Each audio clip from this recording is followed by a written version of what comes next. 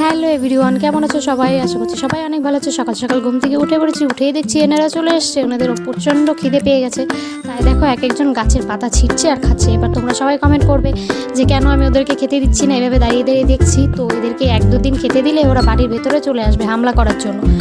তো আমার হাজব্যান্ড এদেরকে খেতে দিতে বারণ করেছে, তার জন্য আমি ওদেরকে খেতে দিই না। আগে অবশ্য আমি ওদেরকে অনেকবার খেতে দিয়েছি। ওরা আমার ঘরের ভেতরে ঢুকে যায়, আমাকে ভয় দেখায়, ঘরের জিনিসপত্র ভাঙচুর করে, এইরকমটা দরজা খোলা পেলে।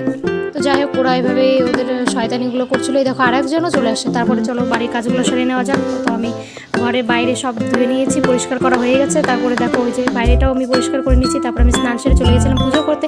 ঘরের পুজো আমার হয়ে গেছে, গোপোষণাকে খেতে দিয়ে আমি বাইরের পুজোটাও সেরে নিলাম। দেখো আমার বাইরে পুজো করাও হয়ে গেছে। তারপরে চলে গেছিলাম রান্না করতে। দেখো আমি রান্না করছিলাম সাদা ভাত আর সয়াবিনের তরকারি। তারপরে এক জায়গায় যাওয়ার জন্য রেডি হচ্ছিলাম। তো চলো আমি রেডি হয়ে গেছি, কোথায় যাচ্ছি না যাচ্ছি তোমাদের সব জানাবো। চলে এসেছি ভেতরে। এখানে আমাদের একটা জায়গা ভুট্টাবর্তী নেবে তো ছিল একটা সুন্দর গণেশ মূর্তি। টাটা, রাতে রাতে ভালো থেকো সবাই।